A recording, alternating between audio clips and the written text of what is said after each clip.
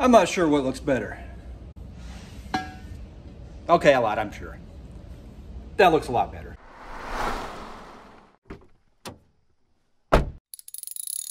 Well, it was closer than I thought it was going to be, but the vintage 190s are what it's going to be.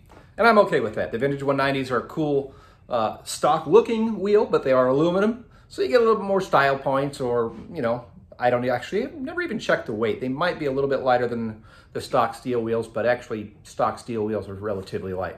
But anyway, let's take a look at the numbers here real quick. Stock style wheels, 15% currently, 37% with the vintage 190s, 27% on the BRMs, and 21% on the 5-spoke EMPIs. That's going for 443 votes. And the poll's been up for a total of 6 days. But yeah, we're gonna end up going with the vintage 190s. And we are gonna do a staggered set, 4.5s in the front, 5.5s on the rear. We're gonna go with some 145s on those front wheels and some 165 SR15s on those rears. So let's get those pulled and put on some tires. So we got our 4 tires, 145s, 165s. Oh, and it's a crisp 77 degrees this morning. A heck of a lot better than the triple digits we've had for the last couple of weeks. It's supposed to get to like 101 today, but it's Phoenix. What do you expect? Let me grab some wheels.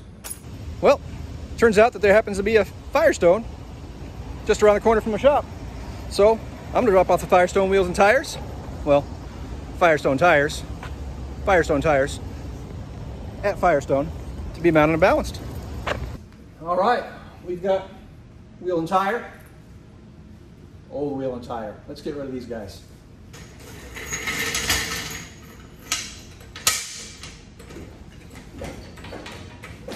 I'm not going underneath, so I'm not running jack stands. If I was going to go underneath, I'd run jack stands.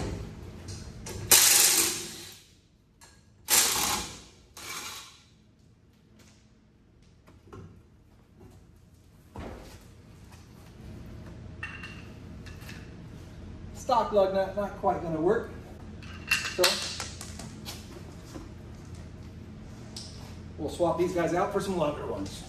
So we get a little bit more length versus a stock lug bolt.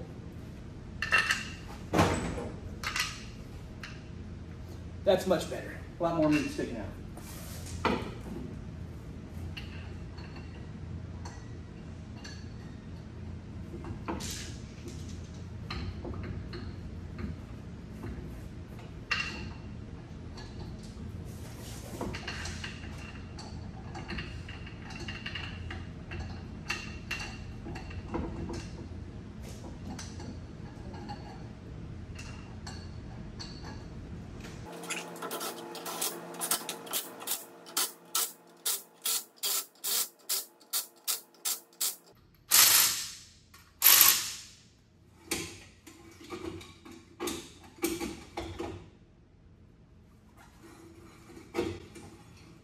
Maybe those are coming off sooner than I planned.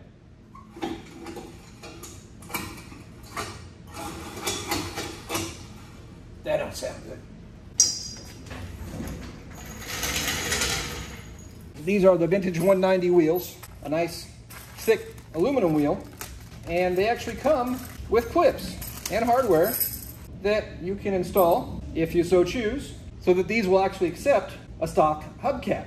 And I did check the weight. These weigh, I want to say it's about shipping weight now. This is obviously the box is going to be a little bit of weight, but 13 1/4 on the 4.5s. I want to say it's 13 3/4 on the 5.5s. I pulled up the weight of our stock chrome steel wheel. The 4.5-inch wheel is about 15 3/4 pounds, and the 5.5-inch steel wheel is about 19 3/4 wheels. So these are actually a significant, you know, couple pounds of weight savings versus that stock wheel. So here we are, new stock high hubcap. Boom. Looks like pretty much a stock wheel, doesn't it? That looks really, really good. I was thinking about doing like a nipple cap because I've always been a fan of the Porsche nipple caps with like a Wolfsburg crest. or something else, but you know what? That just looks so good. I'm just gonna go with that. Look at that wheel. That just looks just so darn good. I love it. I love it. That's the money shot right there.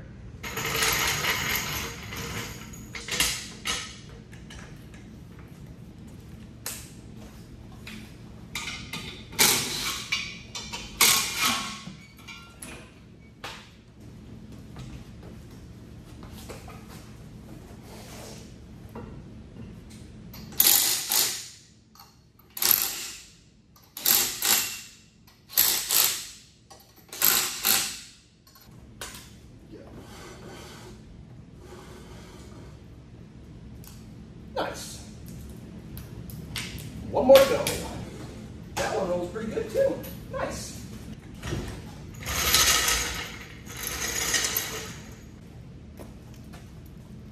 This wheel's seen better days. So is the tire, honestly. That one ain't bad. Unfortunately, the rest of them ain't in so good a shape. So we got new wheels and tires anyway. All right, since we got a swing axle, I'm going to push this thing back and forth and back and forth to get that rear end to squat down, because those swing axles, when the tires come down, they sit on their edges, and then you got to roll it back and forth till they flatten out in the rear, which will let that rear end settle a little bit. And then we can take a look at how much tire gap we've got there and plan from there.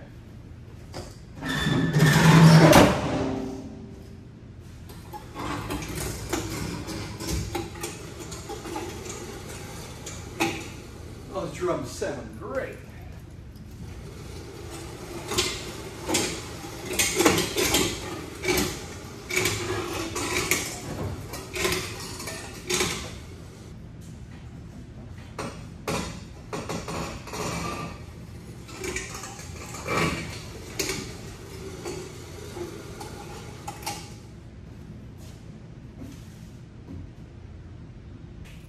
Well, that looks much better, but obviously we got some gap there to take care of.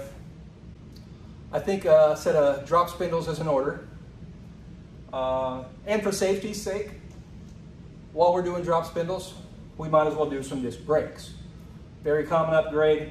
In the name of safety's sake, I'm putting disc brakes on the front of this. Yeah, is it going to cost more than just rebuilding the drums?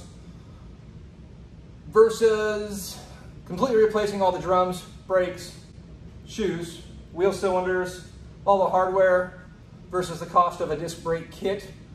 The disc brake kit's going to cost a couple bucks more, maybe about $100 or so more. But again, in the name of safety, the added benefits far outweigh the costs, especially since I'm going to have at least one of my kids in this car with me driving. I don't want to shortcut on safety. That's why I'm going to go through and replace all the wiring.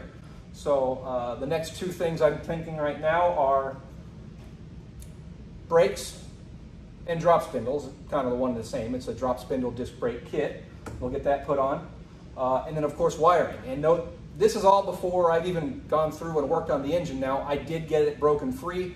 I thought I was recording. Unfortunately, the camera wasn't, but after a lot of tugging and back and forth on the crank, all of a sudden, it just broke free. So yeah, we've got a couple things to do over the next few days before we even get to getting an engine going. Notice that I'm doing all this before I even do the engine. If I can't stop it, and if it's not safe electronically or electrically, what's the point of having an engine running? You're going to be tempted to go out and drive, and what happens if something catches on fire on the electrical harness? Or lo and behold, you can't stop this engine that you've just now got going. So I'm doing the brakes, and I'm going to do electrical before I even really dig into that engine much further. So thanks for watching, guys. Catch us in the next one.